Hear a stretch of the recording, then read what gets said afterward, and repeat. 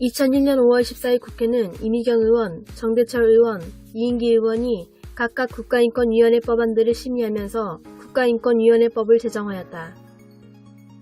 그 후 2005년 인권위법을 개정하면서 성적지향을 차별행위 사유로 규정한 제30조 2항 본문에 있었던 차별행위 정의 규정을 제2조 제3호 정의 규정으로 옮겼다. 인권위법이 성적지향을 차별행위 사유에 포함시킴에 따라 성적지향에 포함되는 가장 대표적인 사항인 동성애 성행위에 대한 법적 도덕적 가치 판단에 엄청난 변화가 발생했다. 이전에 동성애 성행위는 객관적으로 일반인에게 혐오감을 유발하고 선량한 성도덕관념에 반하는 행위로 당연히 인식되어 왔다. 그러나 인권위법 개정으로 인해 동성애를 반대하는 행위가 잘못된 차별행위에 해당되어 금지되는 행위로 되었다.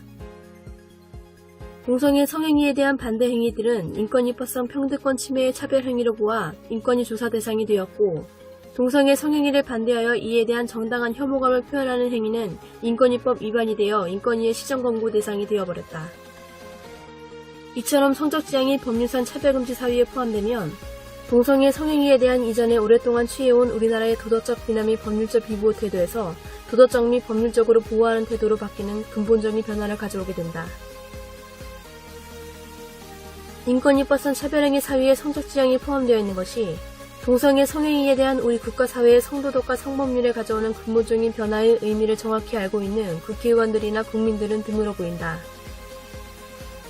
2011년 국가인권위법 통과 당시 전 김정록 새누리당 의원은 동성애를 옹호하는 조항이 들어있었다는 것을 알았다면 대표 발의를 하거나 서명을 하지 않았고 찬성도 하지 않았을 것이라고 밝힌 바 있다. 동성애 성행위를 금지한 군형법 조항의 위헌 여부를 심리한 헌법재판소의 다수 재판관들도 동성애 성행위는 일반인에게 혐오감을 일으키게 하고 선량한 성적 도덕관념에 반하는 성적 만족 행위로 명확하게 판단함으로써 인권위법 조항의 제정 지지하는 정반대가 되는 판단을 내리고 있다. 2003년 3월 31일 국가인권위는 청소년보호법 시행령에서 청소년 유해 맺힘을 심의 기준 준 동성애는 동성애자들의 평등권 및 표현의 자유를 침해하는 것이라고 하여 결국 이를 삭제시켰다.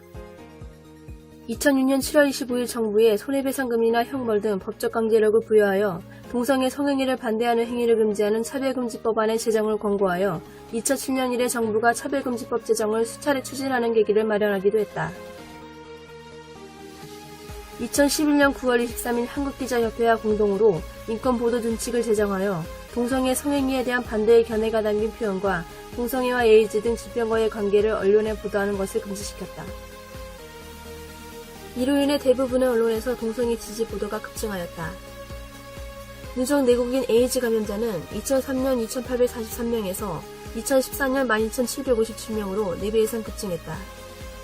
15세에서 19세 청소년 남성 에이즈 신규 감염자는 2000년 2명에서 2013년 52명, 2014년 36명으로 무려 18배에서 26배가, 20에서 24세 청년 에이즈 신규 감염자는 2000년 15명에서 2014년 160명으로 무려 11배가 폭증하고 있다.